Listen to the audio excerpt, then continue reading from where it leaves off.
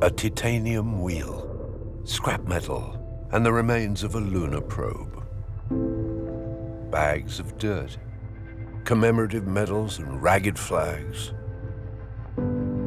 A golf ball and a footprint. So many clues left on the ground struggle to bear witness to the fierce competition launched by the USSR and the United States for the conquest of the moon.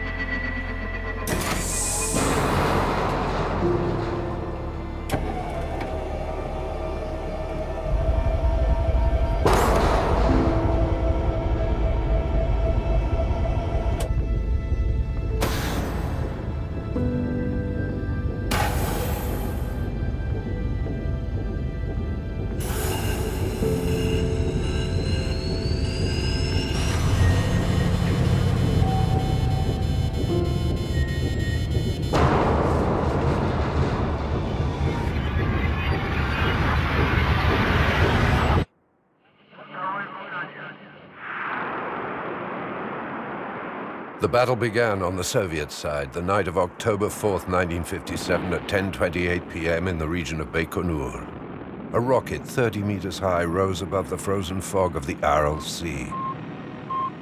It released the first Sputnik. An American listening station picked up the satellite signal. It's the Cold War, and the whole world was stunned. And this 90-minute flight did more for the USSR than 40 years of propaganda. Communism was displaying its superiority over capitalism, announced the Soviets, relishing their triumph. The New York Herald Tribune headlined, "The Great Defeat of the United States." A month later, Nikita Khrushchev, leader of the USSR, provides an encore. And to celebrate the 40th anniversary of the Bolshevik Revolution, the designer of the Soviet space program, Sergei Korolev, sends Laika into space aboard Sputnik 2. In a masterpiece of propaganda timing, the Soviet Union announced it had launched Sputnik number 2, carrying a live dog, yet behind the scientific success lies a grim military warning. The rocket is capable of carrying a ton and a half hydrogen bomb. Mass hysteria takes hold of the free world. And the United States fear missile attacks from the Soviets.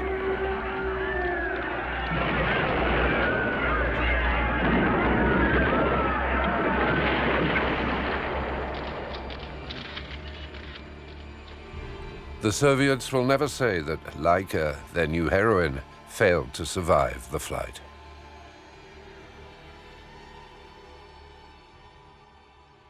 Two months after Sputnik 1, a US Navy Vanguard rocket explodes before the eyes of the authorities.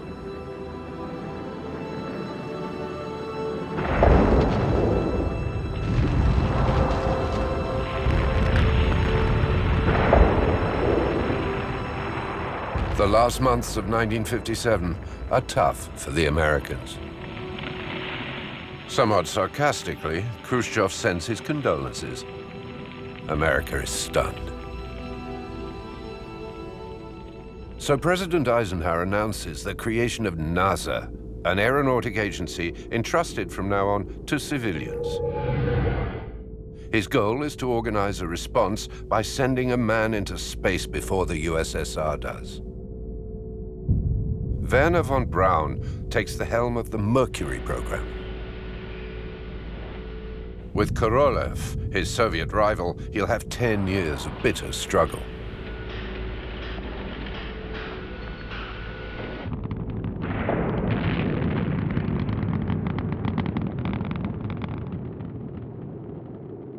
The future conquerors of space will be chosen from among 5,000 candidates, mostly fighter pilots from the American military. The 7 selected astronauts are presented to the press at Dolly Madison House in Washington. Please, ladies and gentlemen, are the nation's Mercury astronauts. Which of these men will be first to orbit the Earth, I cannot tell you. Smile, smile, they're prompted from the wings. Their names are Slayton, Carpenter, Cooper, Shearer, Shepard, Grissom, and Glenn. She's with me all the way, and the boys are too little to... Television stations broadcast the event live. Well, all 7 of the men are officers and test pilots, 3 Air Force, 3 Navy, and 1 Marine. All are volunteers. I thought my father would be one of the 7 that was going to be picked. How did you figure that? I just thought so. It's adulation for heroes who have yet to accomplish anything. Don't forget about me. The 7 are now in the hands of the press. And they're not prepared for such publicity.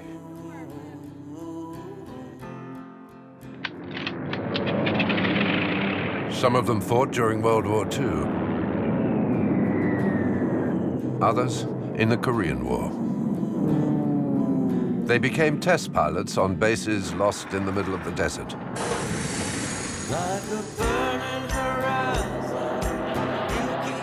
A dangerous profession where the losses are close to 50%. Humiliated by the Sputniks, they're ready to risk their lives for the homeland.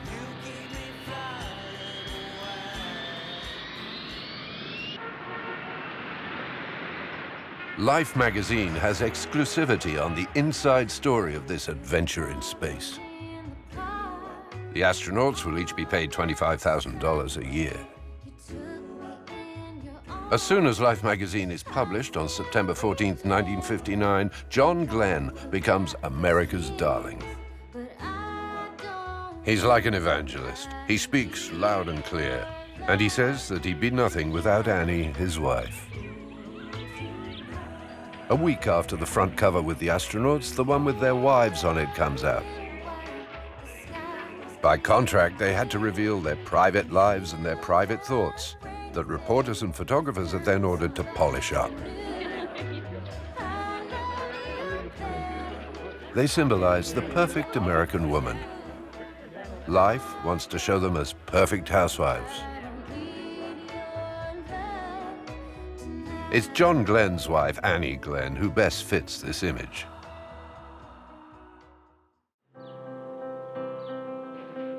Their training begins at Langley Base, Virginia.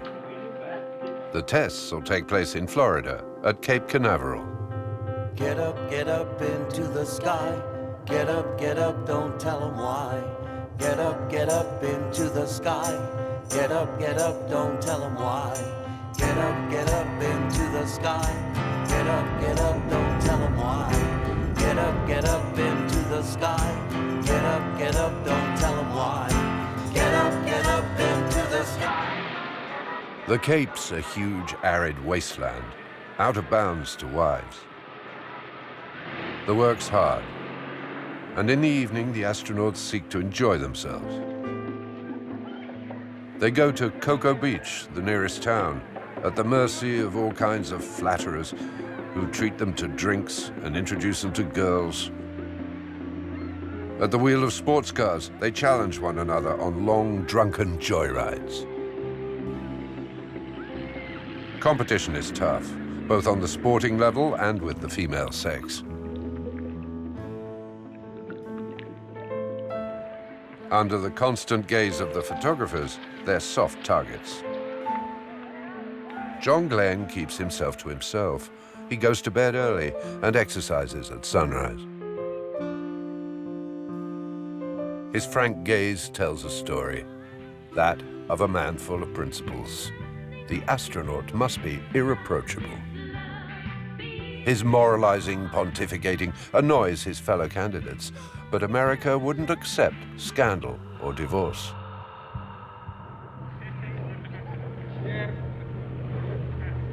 Friends or rivals all ask the same question: who'll be the first into space? Glenn is the media favorite. The 7 visit the NASA sites in San Diego, where they discover the Atlas rocket. and St. Louis to test their future spacecraft. Their excessive media coverage drains funds from industrialists and senators. When they see the Mercury capsule for the first time, one of them remarks, "Doesn't this thing have wings?" That's when they insist on a porthole, like on airplanes, as well as a manual hatch to get out of the capsule in case of emergency. They're pilots, not lab rats.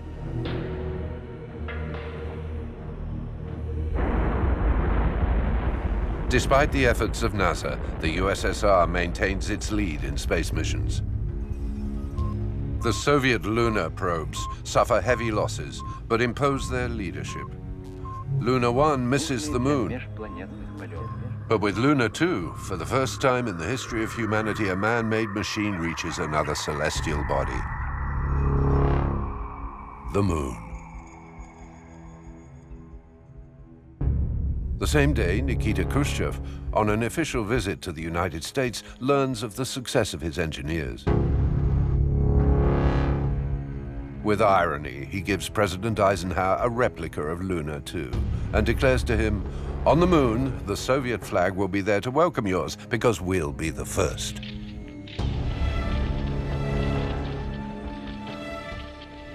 When John Fitzgerald Kennedy succeeds Eisenhower, the astronauts are worried. Will Kennedy keep up the Mercury program?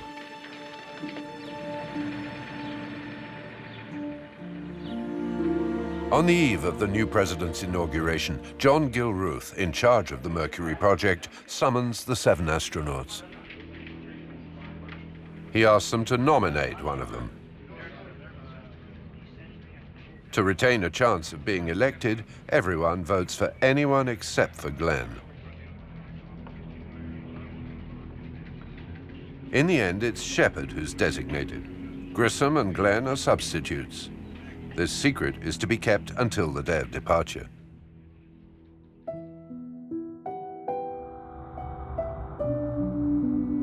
It's a snub for Glenn, and the beaten competitor goes home to Dallas. Nothing of his pain shows. The car radio broadcasts the new president's oath of office. As well as a beginning, signifying renewal, as well as change. For I have sworn before you and Almighty God. This wounded man will be Alan Shepard's exemplary crewmate. And when a reporter threatens to reveal that one of them has been to a Mexican prostitute, Glenn convinces the newspaper not to publish the news. But he warns the team, we must succeed together. Despite his disappointment, Glenn remains an upright man.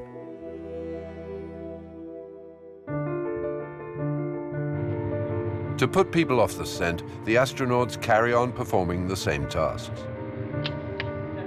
The journalists speculate on who'll get to take off. Glenn just keeps on smiling like a winner. You can just see a touch of bitterness when the cameras turn away from him.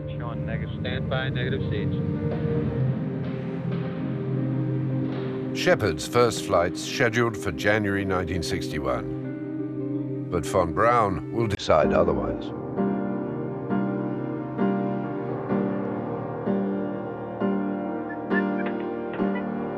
On January the 31st, a chimpanzee is sent into space. His name is Chang. To make him more American, he's renamed Ham. He comes from Cameroon, and he's 5 years old. Stuck in the capsule, his role's to push a lever. When he succeeds, he's rewarded with banana chips. And if he's wrong, it's an electrical shock he's shaken with.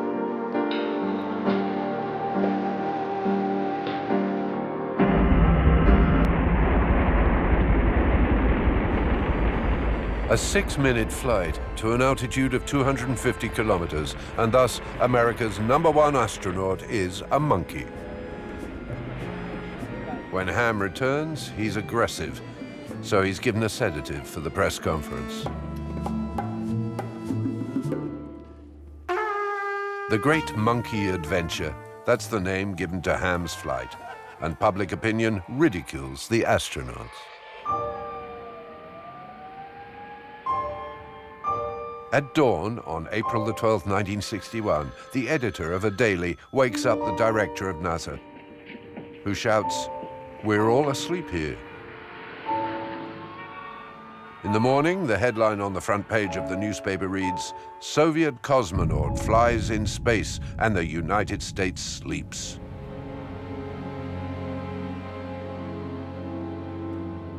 "You're going to be the first man in space," he'd been told that morning. The man in question is Yuri Gagarin. He's 27 years old. He's the son of a dairy worker and a carpenter, become a fighter pilot. Khrushchev chose him because he best represents the communist ideal.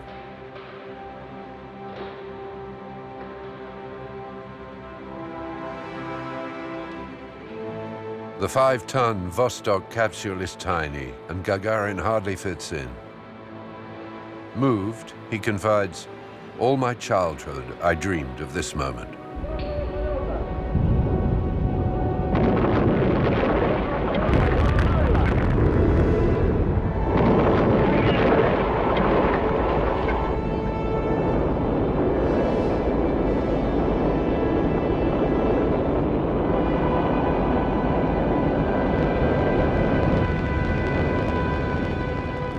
He flies over Japan and Alaska, where an American listening station records his conversation with Korolev, the leader of Soviet flights. The flight lasts 108 minutes at a speed of 28,000 kilometers an hour. Back on Earth, Gagarin says, "I didn't meet God."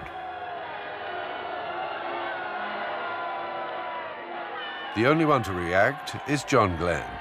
"We received a kick in the pants, no use closing our eyes to it." He just swallows the rage of not being the first.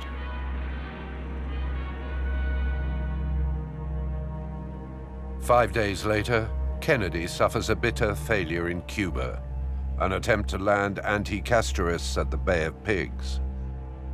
He had approved this CIA operation. Even if he didn't initiate the operation, he bears the brunt of the whole world's anger, and this setback affects him. May 2nd, 1961. Rain's pouring down on Cape Canaveral. In Hangar S, Alan Shepard wakes up at 1 a.m. All night long, he's had nightmares of rockets exploding.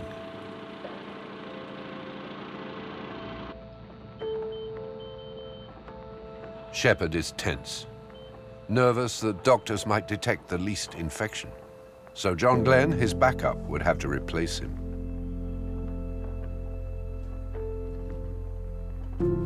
At breakfast, he swallows orange juice, filet mignon with bacon, and scrambled eggs.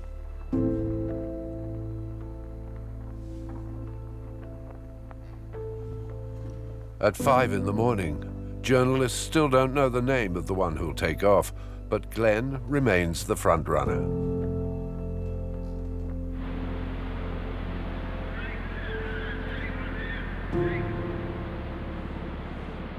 The rain hasn't stopped, so the flight's postponed. Shepard comes back down. He drinks a glass of cognac. It's over for today. It takes 48 hours to empty the liquid oxygen that feeds the Redstone rocket. NASA then decides to reveal the identity of the first astronaut. Shepard is relieved. Alan B. Shepard was in the pilot preparation area waiting for instructions, but Mother Nature wouldn't cooperate.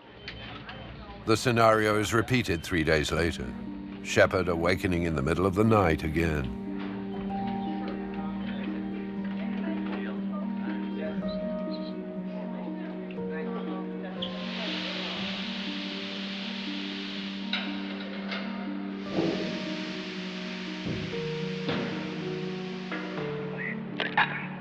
He phones his wife, Louise, and to reassure her, he promises to wave to her from the porthole. "Come back soon, darling. I love you." Louise knows that he's risking his life, but she doesn't want to give in to anxiety. She has confidence in Alan. Left the Mercury astronaut hangar in the specially equipped transportation van, and then he journeys to the Washington.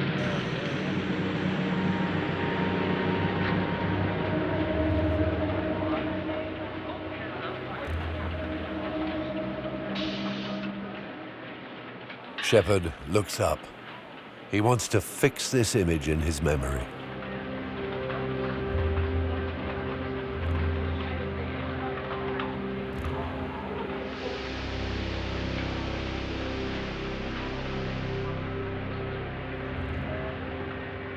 Glenn jokes with Shepard. He passes him a note. No playing baseball during the flight.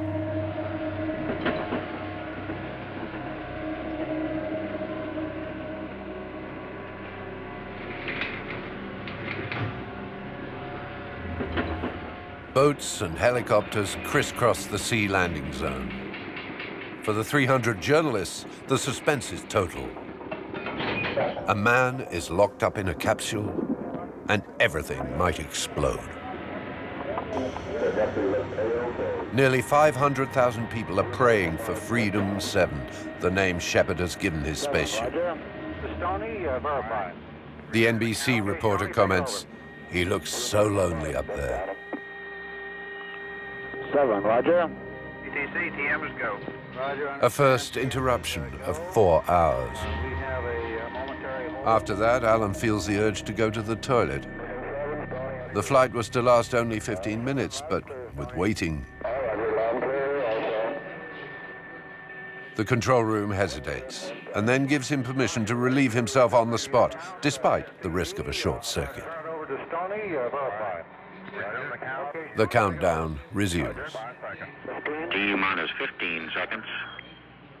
T minus 10, 9, 8, 7, 6, 5, 4, 3, 2, 1, 0. Ignition.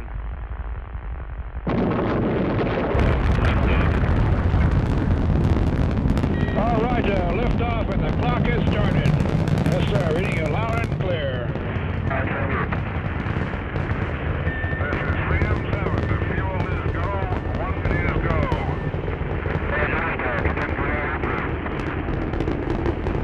This is Freedom 7. The fuel is go. 1.2 G. Having at 14 psi. Shepard spent only a few minutes in space, at an altitude of 187 kilometers. Hello, Capcom, Freedom 7. How do you read? Main chute is good. The rate of descent is reading about 35 feet per second. A helicopter retrieves Shepard from the Atlantic Ocean and places him on the aircraft carrier Lake Champlain. Engineers and doctors take Alan in hand. Ask him any questions until he has been debriefed by doctors. The purpose is to avoid leading questions that may affect Shepard's reaction to his flight in space.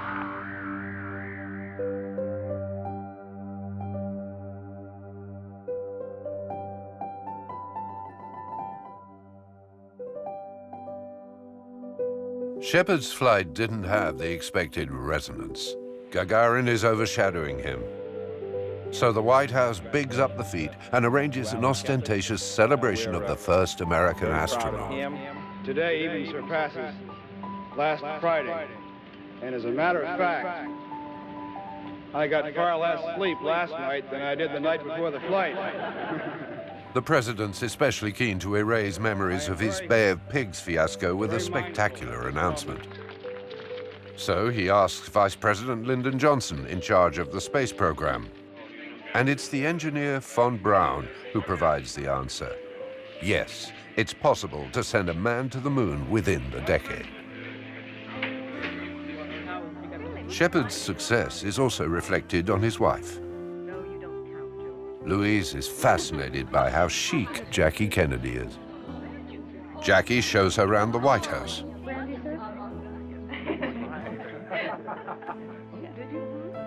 On her return to Texas, Louise will be able to answer the other astronauts' wives who want to know what was Mrs. Kennedy like. She looks like me, and like me, she wears size 8 shoes. They're all jealous of the First Lady of Space.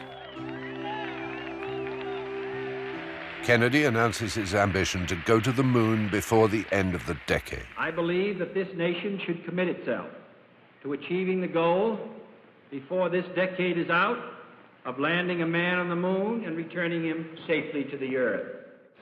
The Senate votes in a budget for the Apollo program unanimously. Kennedy's crazy, say the astronauts. We have neither rocket nor capsule to go there. A week later, JFK meets Khrushchev in Europe, in Vienna. Khrushchev abruptly demands the withdrawal of American troops from West Berlin. He claims to be pointing more than 1,000 missiles at the West, but he's bluffing. The American Secret Services have proof. Then Khrushchev gets friendly and offers as a gift to Jackie Pushinka, the alleged puppy of a Sputnik 5 passenger. A month and a half later, the second mission, that of Gus Grissom, is announced as a repetition of the previous one. Gus Grissom is the rebel of the bunch. He's the 35-year-old son of a railway worker who has worked hard, fought in Korea, and wants to manage his family life as he pleases. The reporters are not so happy with him. Grissom doesn't cooperate, to the despair of NASA. He considers that he hasn't attained the perfection of Glenn or Shepard, but he's a peerless technician. Thanks to him, his vessel, the Liberty Bell, is equipped with a manual exit hatch and a real window that will allow him to see Earth.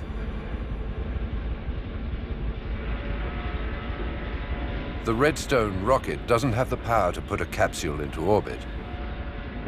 And unlike the Russians, Gus reaches an altitude of only 185 kilometers.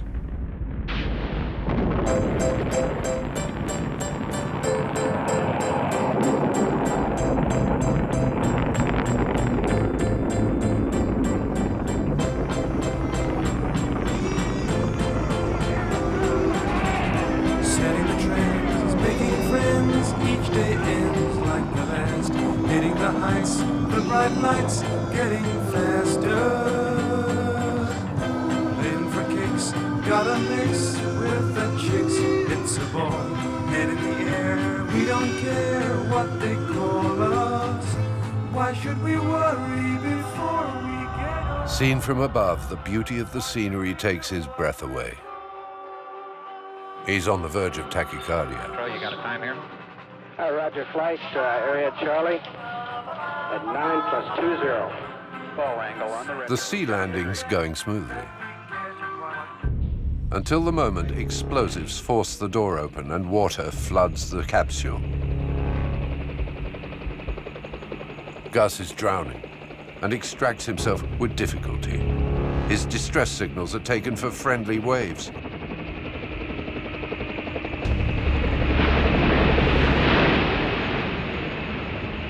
The capsule's lost. No information, no photo survives the sinking.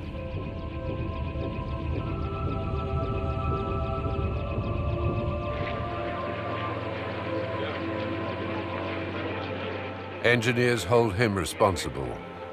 He's accused of having lost his head when he opened the door prematurely. That shit went off by itself, he repeats. On the phone, the first thing his wife asks him is, "You didn't do anything stupid, did you, Gus?"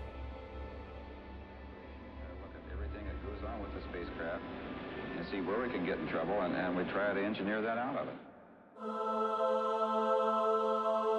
The press asks questions.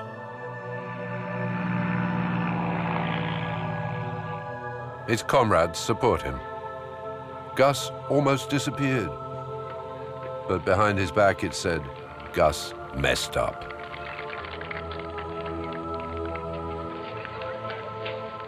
When Betty Grissom and her children meet up with Gus, she realizes that the party planned won't take place. All she's entitled to is a meal at the camp canteen and a night in a motel. The journalists talk only about the hatch. Betty's outraged, but puts on a brave face despite the coldness of the authorities. She feels sorry for Gus. No visit to the White House, no Jackie or parade. Betty is in tears.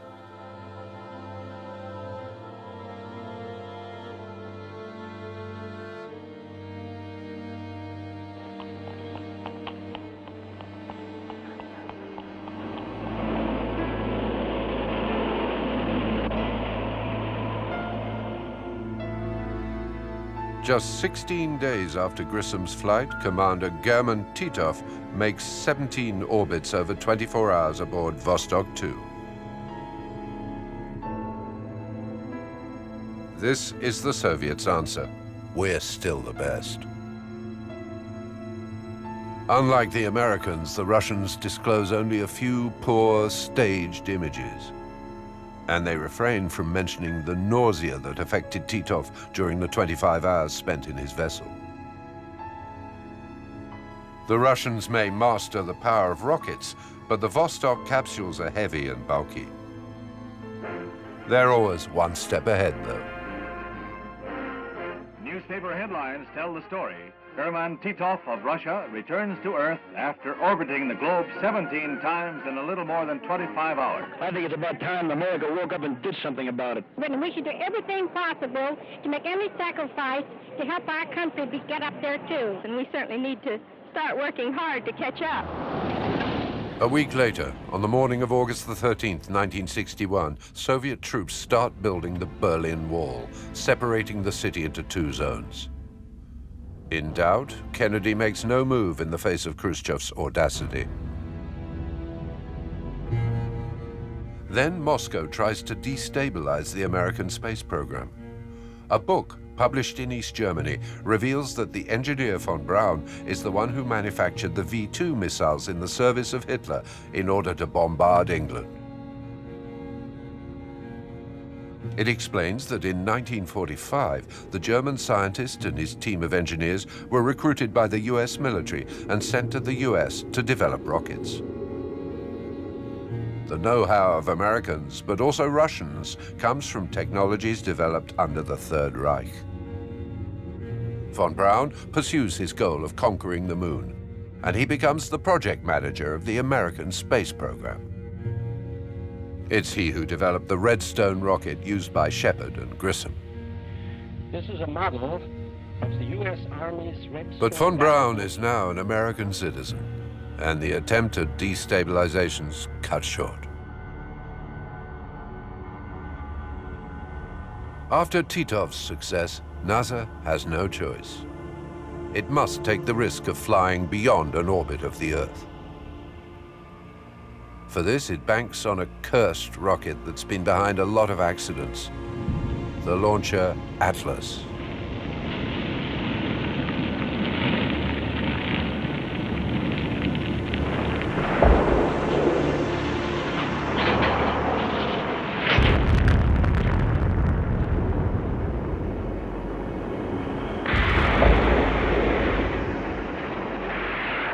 To the honor of NASA and the American space program, the next astronaut, John Glenn, accepts. The John Glenn story. Glenn, a former World War II and Korean fighter pilot born in Cambridge, Ohio, will become legendary, even before making his first spaceflight. At 40, he's the holder of the supersonic speed record between LA and New York City, 3 hours and 23 minutes. 9 a.m., Marine Airman Major John Glenn begins an attempt at a supersonic transcontinental flight. His Crusader jet camera plane leaves Los Alamitos, California, headed nonstop for New York. 2,000... NASA turns him into a hero because one is needed to face the Russian rival in a single combat worthy of knights in shining armor. Journalists invade his hometown and track down witnesses to his life. John played football right here on this field. He was an excellent student. Or an example for all Americans to follow. The flight's scheduled for December the 20th, 1961. A Christmas gift from NASA.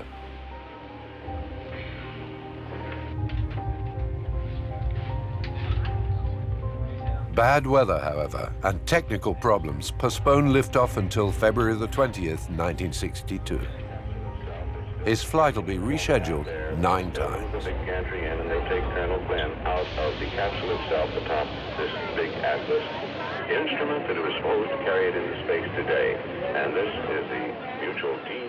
He receives tens of thousands of letters for Christmas, and the crowd continues to camp on the dunes of Cape Canaveral. On February the 19th, 1962, Glenn goes to sleep in Hangar S, NASA's den. The night's calm, and he's cradled by Madame Butterfly, his favorite melody.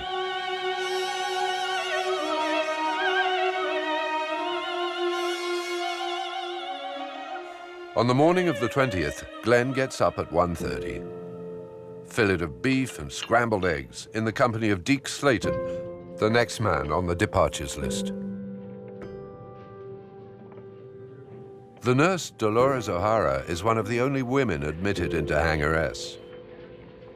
Nary an examination, nary a blood test without her. She's their confidant. That day, she conceals as best she can the gravity of the moment.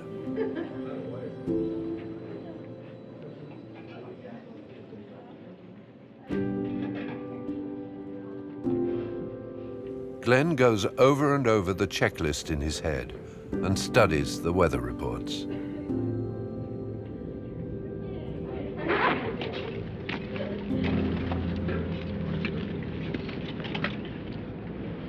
At 5 o'clock in the morning, the 100 people present applaud him. This is Walter Cronkite back at the CBS News Control Center at Cape Canaveral. A wind of around 15 knots, which is just about the maximum for a permissible safe flight. At 2 hours from liftoff, Glenn strives to perform small, familiar gestures, like adjusting his microphone.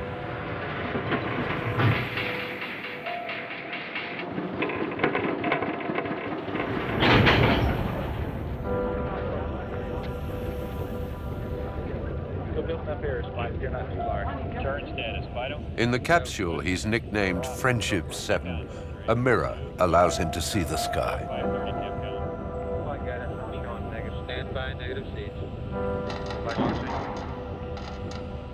The astronaut Scott Carpenter puts him in touch with his wife and 2 children. Annie's bearing up in front of her television in Arlington. The family's as tight as ever.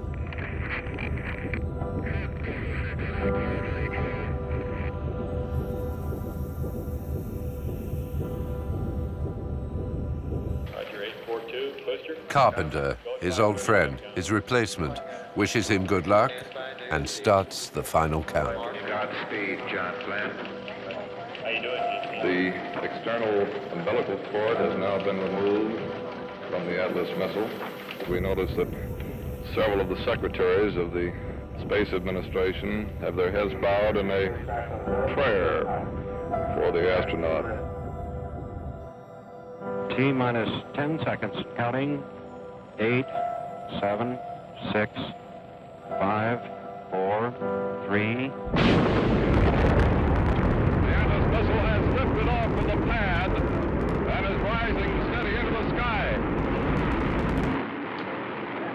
The MA-6 vehicle has lifted off. Trajectory looks good. Going straight up into the sky.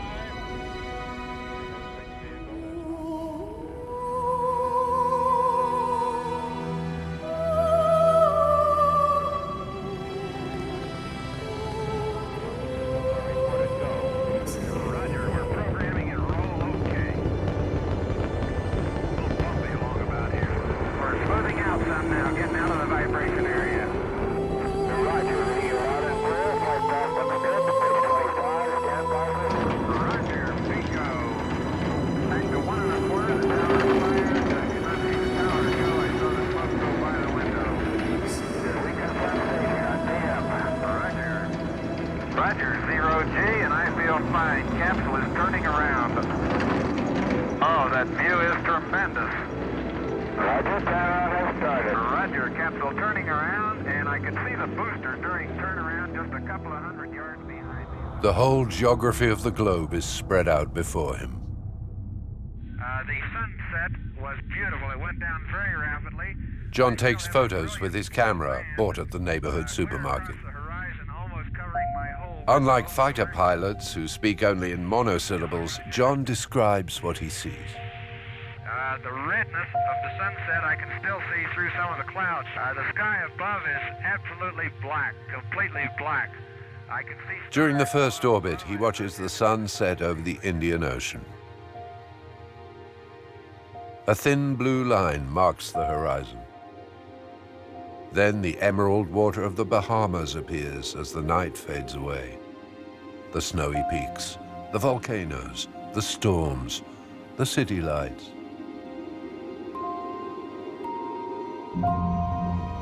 89 minutes later, on the second orbit, Glenn's blinded by thousands of pins clustered against his porthole, glowing fireflies like signs from extraterrestrials. The phenomenon disappears and then comes back. The control room is worried.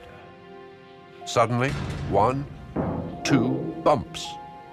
The NASA engineers detect a problem. We are recommending that you leave the rental package on through the entire re-entry. Due to the poorly secured thermal shield, the ship risks disintegration on re-entering the atmosphere. His return is speeded up. This also means that you will have to manually retract the scope. Do you read?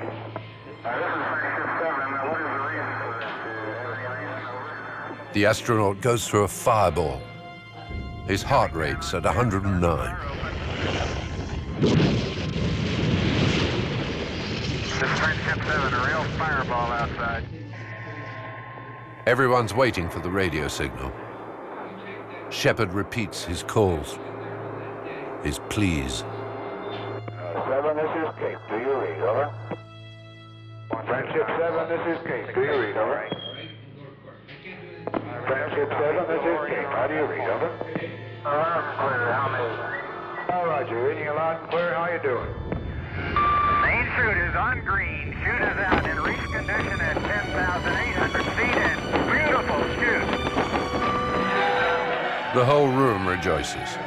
Glenn's heart's pounding at 134 beats a minute.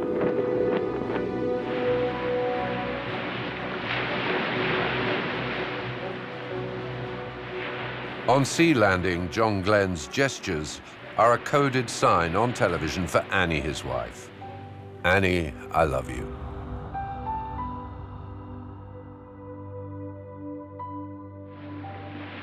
The sailors mark with paint the very spot where Glenn set foot on the ship to preserve the memory. The destiny of John Glenn's going to be radically changed forever.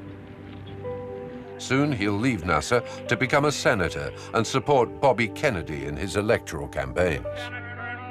John H. Glenn, Jr., United States Marine Corps.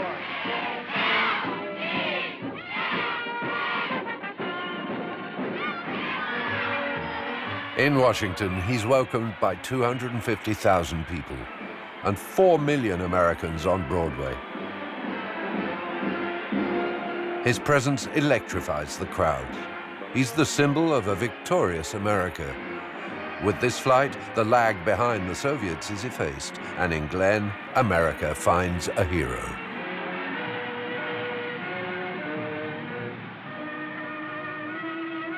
They all dream of this recognition by the American people.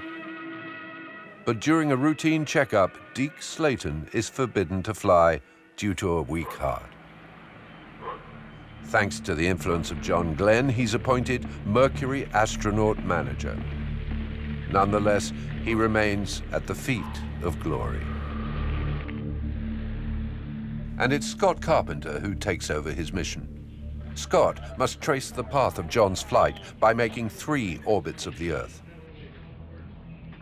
In addition, he's in charge of testing a new food, vacuum-packed ham, whose radioactivity makes it possible to follow its progression in his stomach. But it's Renee, his wife, who benefits from his fame. Blonde and elegant, She becomes the icon of East Coast magazines. In private, President Kennedy believes she is the sexiest of the astronauts' wives.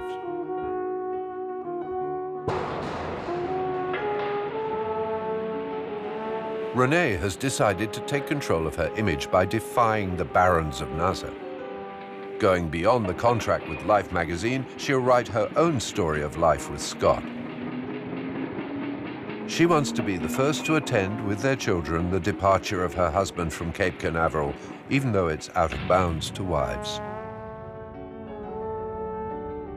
I've always shared difficult moments with Scott, she says.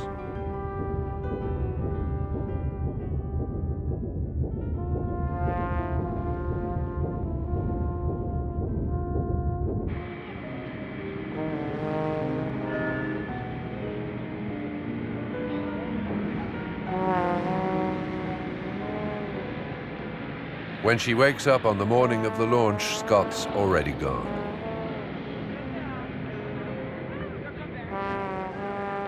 She leads the photographer who shadows her all the time onto the beach to watch the rocket lift off. The photos will be even more beautiful.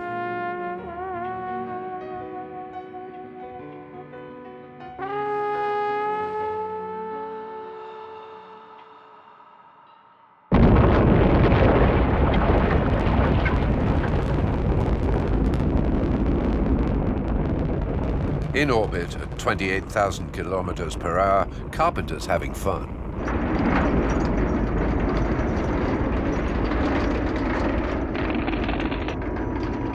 I have the fireflies.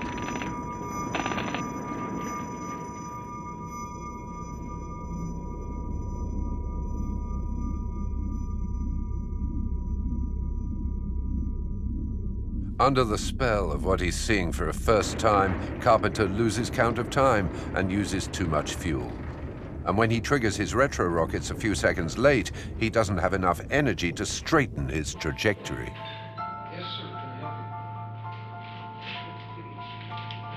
At 400 kilometers from the planned location, Carpenter's losing it, drifting off course. His silence goes on forever. We've lost an astronaut. But Renee, as a good pilot's wife, will have none of it. A pilot's never dead until his body's identified. And looking on the dark side's just not her style.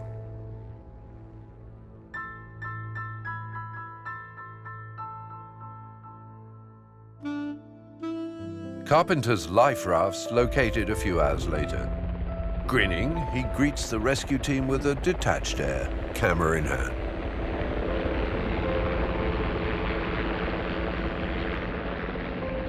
NASA doesn't forgive his glib nonchalance, and a bureaucrat says Carpenter will never fly again. Because from now on, the caprices of astronauts of the Mercury program are an inconvenience in high places. Carpenter failed. It's because he had the presumption to replace the machine by flying it himself.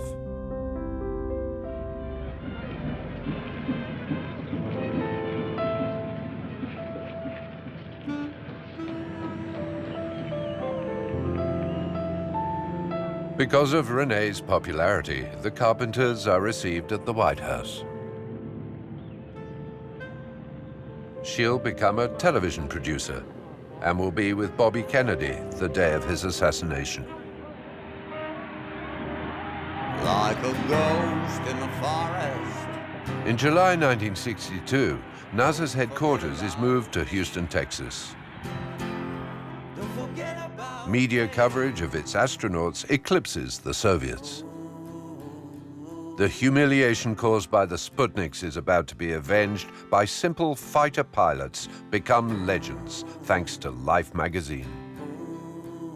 And by their wives, attached to the privileges and gifts they receive.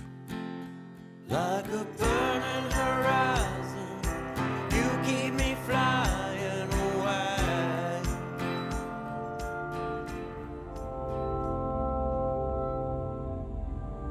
In Cuba, over the 13-day missile crisis, Kennedy forces Khrushchev to back down, and people reckon he saved world peace.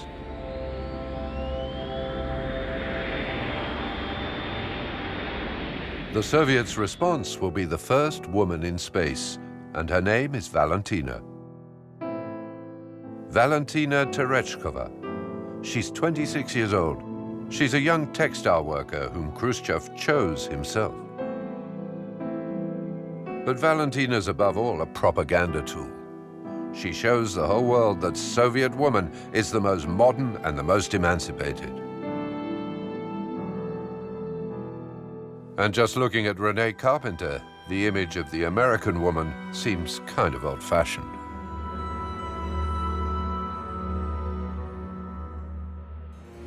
But why, some say, the moon? Why choose this as our goal? And they may well ask, why 35 years ago fly the Atlantic? We choose to go to the moon in this decade and do the other thing, not because they are easy, but because they are hard. Henceforth, 9 new astronauts join the space program. Alongside the military, there are now geologists, doctors, physicists. Among them, Neil Armstrong, a young test pilot from Ohio. With him, Frank Borman, James Lowell, Ed White, all selected for the new Gemini program. The Mercury 7 pioneers have fulfilled their role. The guys from Gemini and Apollo take over with the mission to conquer the moon.